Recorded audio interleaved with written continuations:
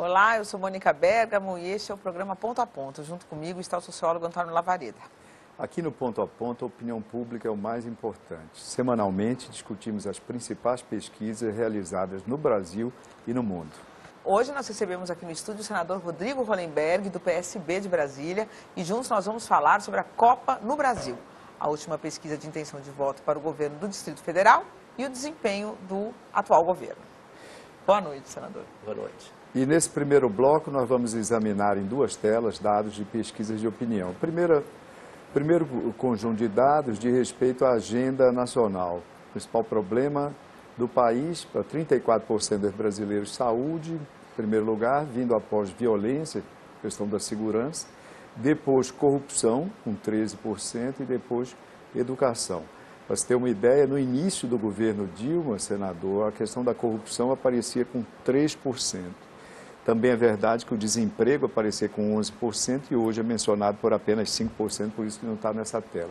Depois, numa outra tela, nós vamos ver os principais problemas, uma pesquisa CNI-Ibope, os principais problemas do Distrito Federal. E aí a agenda, nós reunimos esses dois conjuntos para mostrar que a agenda do Distrito Federal é parecida com a questão com a agenda nacional, saúde vindo em primeiro lugar, com 72%, segurança com 57%, drogas com 33%, drogas está separado aí de segurança pública, educação com 31%, transporte e mobilidade com 28%. Não aparece aí, na mesma situação, no mesmo patamar, a questão da corrupção, por exemplo. A agenda da população de Brasília, do DF, senador, é exatamente essa. As outras pesquisas às quais o senador tem acesso revelam a mesma coisa. Que outros problemas o senador imagina que, enfim, vão estar presentes também na disputa, na campanha eleitoral desse ano? Bom, boa noite, Mônica, boa noite, Lavareda, é um prazer poder estar aqui com vocês. Sem dúvida, essa pesquisa reflete as preocupações mais importantes da população do Distrito Federal.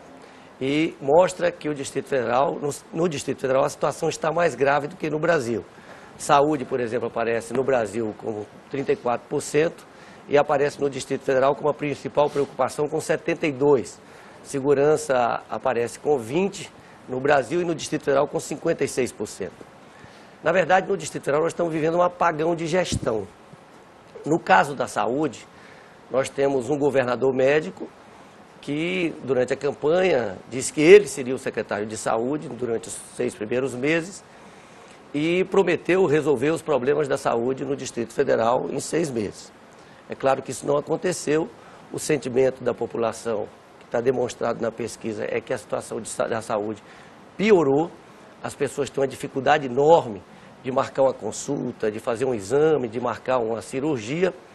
E nós estamos encerrando o governo, quer dizer, nós estamos no 5º mês do último ano de governo e apenas 27% da população do Distrito Federal tem acesso à saúde da família, a rede de atenção básica. Você veja, na capital da República, com um governador médico que disse que ia priorizar a saúde, apenas 1 em cada 4 pessoas tem acesso à saúde da família. Em relação à segurança, eu cheguei em Brasília em 1960, de colo, no dia da inauguração de Brasília, estava lá. Eu sou de uma família, Mônica, de 14 irmãos. Vindo de onde, senador, sua família? Vindo de Sergipe. E a gente estudava na escolinha, na escola pública, que nós tínhamos uma escola pública de boa qualidade. Qual era a nossa rotina? Chegava em casa, almoçava, tomava banho, fazia o dever de casa e nós éramos obrigados a descer, a brincar embaixo do bloco, a brincar nos gramados, porque imagine 14 crianças dentro de uma casa. Naquele momento, Brasília tinha uma tranquilidade, aquilo era absolutamente seguro. A gente só subia à noite para tomar banho, jantar e dormir. Hoje em dia, isso não acontece no Distrito Federal. A sensação de insegurança no Distrito Federal, de medo, é enorme. Em janeiro, nós tivemos os índices de violência no Distrito Federal extrapolaram qualquer limite. E se a gente pega o histórico do governo Agnello, nós tivemos em 2010 4 governos. Foi a maior crise política da história de Brasília. Mas os dados de violência de 2011 e 2012 são muito superiores aos de 2010. Portanto, esse nível de preocupação demonstrado na pesquisa, com a saúde e com a segurança. Governador, como é que o senhor explica que o item corrupção não aparece na pesquisa? A gente teve um escândalo recente lá do mensalão conhecido como mensalão do DEM, pegou um governador, quer dizer, e o impacto foi muito forte, porque foi uma das poucas vezes, eu acho, na história que você filmou o dinheiro sendo entregue, a meia, a reza, para agradecer o dinheiro. Foram imagens um pouco chocantes. Como é que o senhor explica que isso tenha desaparecido da pauta? A população não dá importância a isso? O que não, é? Dá, não dá. Acho que em outras pesquisas, esse componente ético, ele aparece com muita força. O problema é que os serviços públicos no Distrito Federal hoje estão caóticos. E isso gera na população, no dia a dia, uma irritação muito grande e a identificação como os problemas mais imediatos. Hoje, não é exagero, as pessoas passam, às vezes, anos para fazer uma cirurgia de média complexidade. No Distrito Federal, faltam materiais cirúrgicos básicos para fazer uma cirurgia. A questão da segurança, as pessoas estão apavoradas, o número de sequestros relâmpagos, o número de estupros, tem aumentado. Então, isso tem gerado na população uma sensação de desconforto e de irritação muito grande. A última pesquisa do IBOPE, que mostra a avaliação dos governos estaduais, mostrava o governador Agnello em penúltimo lugar, demonstrando isso, que há um apagão, efetivamente um apagão de gestão no DF. Senador, essa sequência, Brasília tem tido, infelizmente, nos últimos tempos, governantes que são eficientes do ponto de vista de atendimento às demandas básicas da população, tanto que Roriz e Arruda eram bem avaliados, mas depois se mostraram, ou foram denunciados, ou estão sendo avaliados como corruptos, governos corruptos. Agora, o governo Agnello, não há denúncias de corrupção na mesma medida, ou pelo menos medidas que chamem a atenção, denúncias que chamem a atenção, mas do ponto de vista de administração, parece ineficiente, as pesquisas vão nessa direção. Ou seja, governos ora incompetentes, ora corruptos, ora simultaneamente uma coisa e outra. E uma sequência, ou seja, longa duração. Qual é a sua explicação para isso? Na capital do país, a unidade da federação que tem a renda per capita mais elevada do país, onde você tem a concentração da imprensa, da mídia política do país, dos principais poderes da sociedade brasileira, e como é que isso ocorre? Eu queria só, para que o espectador tenha um entendimento também, dizer que isso não é uma singularidade nossa. Washington, a capital dos Estados Unidos, num período da segunda metade do século passado, principalmente ali nos anos 70, início dos anos 80, era uma cidade, era um distrito federal que apresentava basicamente os mesmos problemas. A máquina democrata que administrava Washington era corrupta e, em larga medida, ineficiente. Mas qual é a sua explicação? Voltando aqui ao nosso quintal, qual é a explicação para essa questão em Brasília? Bom, primeiro é importante registrar que o último governo que elevou a autoestima dos brasilienses, que fez com que Brasília fosse reconhecida nacionalmente por práticas políticas avançadas, civilizatórias, foi o governo Cristóvão Buarque. Efetivamente, por exemplo, a paz no trânsito, o respeito à faixa do pedestre. Que não conseguiu se reeleger. Uma medida simples, é verdade. Bolsa Escola. Agora, o que eu sinto, talvez, é que há hoje um desejo enorme de mudança na população. Quando você faz as pesquisas, você vai aparecer uma quantidade grande de pessoas dizendo que não sabe ou nenhum. Porque, por enquanto, as alternativas que estão... Nós vamos ver no terceiro bloco, especificamente essa... Mas todas as pesquisas mostram isso.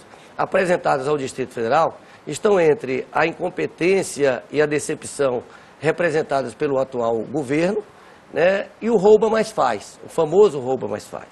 Mas há uma percepção clara na população, e nós queremos demonstrar isso com muita clareza, que nós temos que acabar com isso. O Distrito Federal não pode estar limitado a essas duas opções. Mas qual é o seu diagnóstico? O que é que produziu isso? E que, só para concluir, quem não rouba pode fazer muito mais. Agora, efetivamente, talvez os modelos de campanha eleitorais muito caros, os financiamentos das campanhas, talvez seja essa a explicação. Mas o que eu percebo é que há um sentimento muito forte da população do Distrito Federal de virar definitivamente essa página. E agora nós vamos ver em uma reportagem o que pensam os brasileiros sobre os gastos governamentais para a Copa do Mundo. Depois de 64 anos, o Brasil vai receber novamente a maior festa do futebol do planeta. E há poucos dias para o início da Copa, o mundo foca suas lentes no país da bola. Segundo o balanço oficial, entre os estádios e infraestrutura, foram 25,6 bilhões de reais gastos em obras. Deste valor, 83,6% saíram dos cofres públicos. A maior parte dos gastos foi feita para o transporte e aeroportos, somando 60,1% dos investimentos. Os portos, com 2,6%, e a infraestrutura das telecomunicações, com 1,4% dos investimentos, gastos que ficarão como legado após o torneio. Ainda segundo os dados oficiais do governo brasileiro, as obras da Copa do Mundo geraram um total de 3,6 milhões de empregos diretos. Mas para a maioria dos brasileiros, a Copa trará mais prejuízos do que benefícios. Foi o que mostrou pesquisa Datafolha de abril deste ano. Outro levantamento realizado em fevereiro pelo Data Senado mostra que para 76% dos entrevistados, os gastos com os estádios da Copa estão acima do necessário. A mesma pesquisa pergunta ainda qual a área em que os recursos da Copa deveriam ter sido aplicados. E no topo do ranking está a saúde, com 67%, seguido de educação e segurança, com 22% e 6%, respectivamente. Recentemente, a presidente Dilma Rousseff rebateu as críticas sobre a realização da Copa do Mundo no Brasil. O legado da Copa é nosso. Por quê?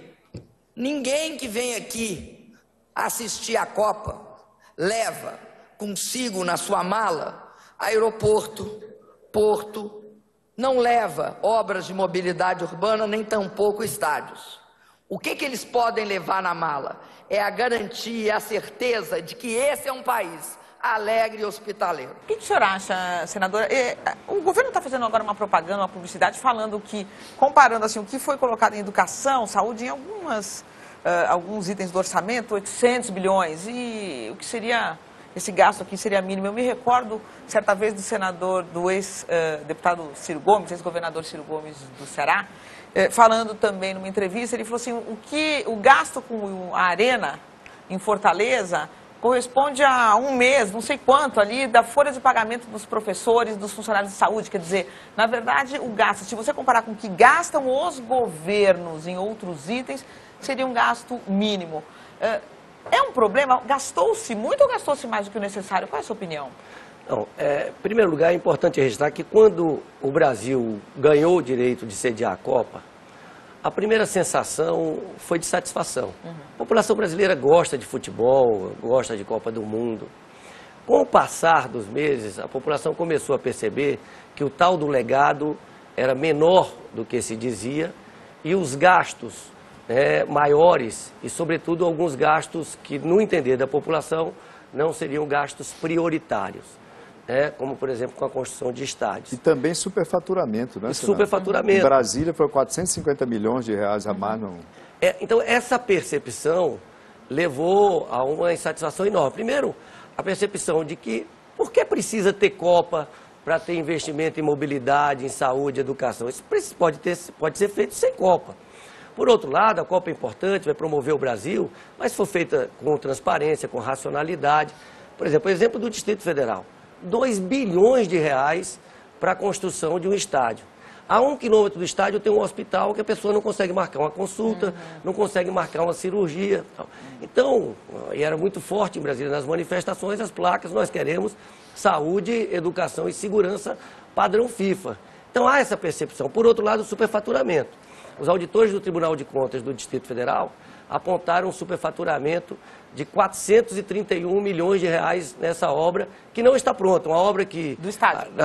Quando choveu, deu goteira na parte coberta. Agora o entorno do estádio ainda não está pronto. E parece que o superfaturamento lá era uma coisa curiosa, porque estava associado à superquilometragem. Superquilometragem. O deslocamento. O canteiro de obra era do lado e cobravam como se viesse de Goiânia, coisas desse tipo. Aí você tem, por exemplo, uma mãe, tem a sua criança de 0 a 3 anos precisando de creche, não tem creche no Distrito Federal. São 120 mil crianças no Distrito Federal de 0 a 3 anos que não têm acesso à creche.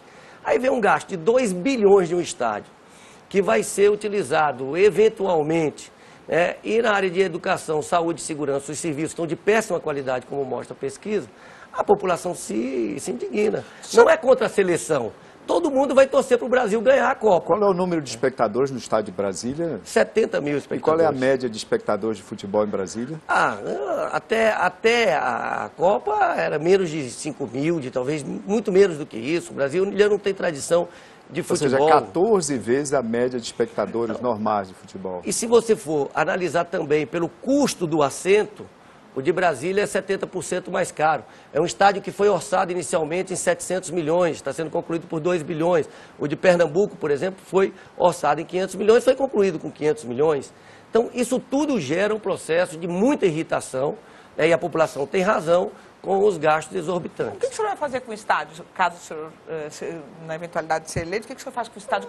Que uso dá para esse estádio? Shows, por exemplo, tem agenda para shows, eventos religiosos, outros eventos, o que poderia ser feito ali? Alguma coisa vai ter que ser feita até porque não dá para incluir o estádio. É o maior número possível de eventos, né? Tem que se buscar trazer eventos para otimizar a utilização do estádio. Não tem mais jeito, ele está pronto.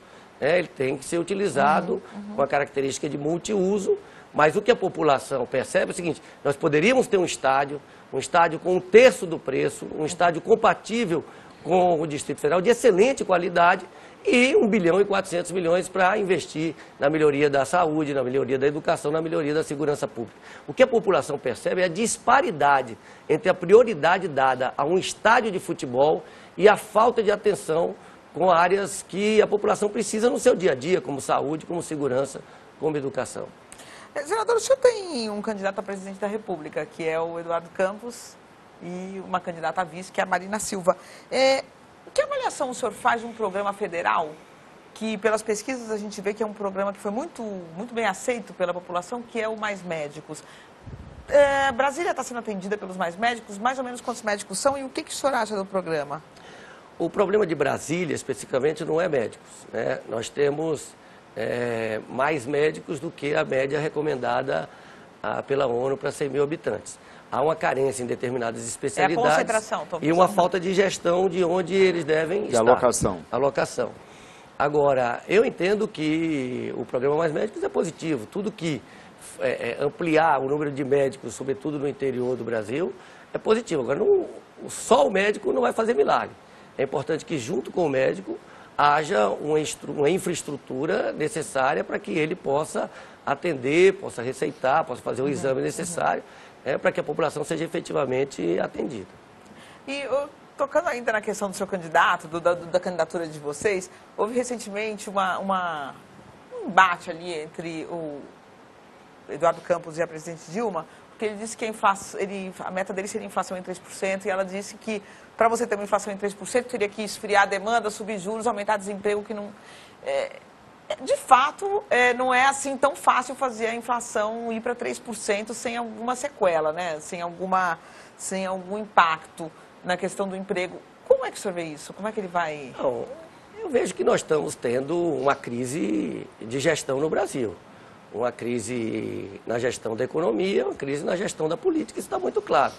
O Brasil está crescendo aos menores índices da sua história, né? E nós corremos o risco de perder conquistas que tivemos nos últimos governos, né? Nós estamos no pico da inflação, dentro da meta da inflação, ali sempre raspando o pico da meta. Quando se fala de inflação de alimentos, essa inflação é muito maior, é a inflação que atinge diretamente o bolso da população. Nós temos que ampliar a capacidade de investimento do Brasil. O Brasil precisa voltar a crescer de forma mais elevada. Nós temos que conter a inflação. Fácil não é, mas efetivamente há meios de se fazer isso, e eu acredito muito na capacidade do governador, do candidato Eduardo Campos, e de Marina, de fazerem isso. Até porque o Eduardo já mostrou a sua capacidade gerencial, de governança, no estado de Pernambuco, criando um ambiente de empreendedorismo, um ambiente de tranquilidade e segurança jurídica, e um estado que cresceu a níveis bem mais elevados que a média nacional, enfrentou com sucesso alguns dos problemas graves do país, como a redução da violência, por exemplo, com o Pacto pela Vida. Portanto, eu acredito muito na capacidade do Eduardo Campos de reduzir a inflação no Brasil, mantendo o crescimento. nós vamos ver 2 cenários de intenção de voto de pesquisa recente para governador do Distrito Federal. Na primeira pesquisa, a lista apresentada, aparece o ex-governador Zé Arruda, que foi afastado do governo de Brasília, liderando a pesquisa com 16,2%, seguido pelo atual governador Agnello Queiroz, do PT, com 11,6%. Em terceiro lugar, empate técnico, Rodrigo Hollenberg, com 11%. Depois, Toninho do PSOL, com 6%. A seguir, Luiz Pittman, do PSDB, candidato do PSDB, com 3,4%. E, por fim, Eliana Pedrosa, do PPS, com 2,4%. Isso é uma pesquisa do Instituto Dados e que foi concluída em 2 de maio, 2 de maio último. No outro cenário, uma outra tela, nós vamos ver o senador Rodrigo Hollenberg liderando uma pesquisa onde ele aparece com 13,5%, também numa situação de empate técnico, uma distância de 1 ponto percentual, do atual governador Agnello Queiroz, do PT, com 12,5%, Toninho do PSOL aparece com 7,2% e Luiz Pittman, do PSDB, nessa pesquisa com 4,2%. Senador, nessas pesquisas, nesses 2 cenários que nós vimos, o que chama a atenção, naturalmente, é o elevado número de eleitores que responderam branco, nulo e que não sabiam opinar em candidato. Isso promete, quer dizer, pode ser um indicador, e daí já vai uma pergunta, se isso pode ser um indicador de uma elevada taxa de alienação na eleição desse ano. Explicando para o espectador que a alienação eleitoral é o nome técnico da soma de abstenções e opções branco e nulo. Essa é a primeira pergunta. Segunda pergunta. Parece, pelo segundo cenário sobretudo, que a eleição pode vir a ser polarizada entre o atual governador e o seu nome, como principal, como destaque entre as candidaturas da oposição. Nesse caso, senador, é provável que a sua candidatura venha a se beneficiar da votação anterior, da sua companheira de partido, a senadora Marina, que liderou, foi a única unidade da federação onde ela ganhou a eleição no primeiro turno em 2010 com 42% dos votos no Distrito Federal. É isso, ou seja, a sua candidatura, a estratégia da sua campanha aposta no fator Marina como um dos principais impulsionadores das suas intenções de voto, e a polarização será de fato com o governador Agnello, ou a sua campanha teme um eventual retorno com algum peso da candidatura Arruda, por exemplo, como apareceu no primeiro cenário? Olha, Lavareda, como eu disse antes, a soma dos votos de todos os candidatos demonstra que uma parcela grande da população ainda não definiu seu voto, ou não quer votar em ninguém, ou não sabe. No meu entendimento, aí está implícito um desejo de mudança muito grande. É claro que o atual governador, que está gastando verdadeiras fortunas com publicidade, tem um nível de exposição muito maior, e hoje as pessoas veem o ex-governador Arruda como um contraponto, porque foi governador. Há uma parcela, e a gente tem feito pesquisa nesse sentido, de um grande da população que ainda não sabe que eu sou pré-candidato ao governo do Distrito Federal. Mas eu tenho convicção que a população do Distrito Federal, ao perceber o time que está junto e o que representa esse time no cenário nacional e no cenário do Distrito Federal, me refiro a Eduardo Campos, a Marina Silva, a Cristóvão, a Rodrigo, a Regufe, todos juntos, que efetivamente esse é o campo que representa uma esperança de mudança, de mudança sustentada em valores como ética, como transparência, como inovação, como sustentabilidade, como participação popular. Esse é o sentimento que a gente colhe nas ruas. É claro que uma personalidade como Marina, que teve 42% de intenções de voto, uma personalidade como Regufe, que teve 20% dos votos para deputado federal, a União, junto com o PSB, com a candidatura a presidente, que está crescendo muito no Distrito Federal. Eu tenho convicção que o Eduardo deve ser o primeiro lugar no Distrito Federal. Isso tudo contribui para esse sentimento de mudança da população do Distrito Federal. Nós, do PSB, nós estamos há 1 ano e 5 meses discutindo com a população a formulação do programa de governo, investindo muito disso. Nós criamos 12 núcleos temáticos que estudaram com profundidade o Distrito Federal. Nós realizamos 5 seminários regionais discutindo com a população esse programa de governo. Nós enviamos uma equipe a Pernambuco para conhecer o modelo de gestão do governador Eduardo Campos, nos preparando para efetivamente apresentar à população do Distrito Federal algo consistente, porque eu sinto isso. A nossa responsabilidade é muito grande. Eu, como uma pessoa que vivi minha vida toda em Brasília, apaixonado pelo Distrito Federal, comprometido com o Distrito Federal, de que nós temos que virar efetivamente, definitivamente, essas páginas de Brasília e resgatar a autoestima da população de Brasília e fazer com que o Distrito Federal volte a ser conhecido nacionalmente por políticas públicas inovadoras, políticas públicas de vanguarda e de exemplo para o país. Senador, você estava falando aqui, você falou da Marina e eu me recordei que quando ela foi candidata, ela lançou na internet um programa para arrecadar recursos diretamente dos eleitores e foi um fracasso, assim, ela não conseguiu. Outras pessoas tentaram essa experiência também, o Gabriel Chalita, também em São Paulo, e não houve essa colaboração e tal. Eu queria saber o seguinte, quanto custa uma campanha para, mais ou menos, para o governo do Distrito Federal? Onde o senhor pretende arrecadar os recursos? Se o senhor vai também tentar fazer isso que ela fez, mesmo tendo sido um fracasso em outras campanhas, e o que o senhor pensa da possibilidade de o Supremo Tribunal Federal aprovar o financiamento público para as campanhas? Não, em primeiro lugar... Várias perguntas em uma só. Não, eu sou favorável ao fim do financiamento de empresas privadas. Apenas acho que isso deve acontecer no momento em que seja igual para todos, né? Para a próxima eleição, por exemplo. Porque se o Supremo tivesse aprovado agora, e os jornais mostraram isso, alguns partidos, o PT, por exemplo, arrecadou uma fortuna no final do ano passado. Então, se acabasse agora, ele já estaria com o dinheiro das empresas no caixa. Então, acho que isso tem que ser feito, né, para a próxima eleição, para todos. Acho que o grande desafio do Brasil é reduzir o preço dessas campanhas eleitorais, todas.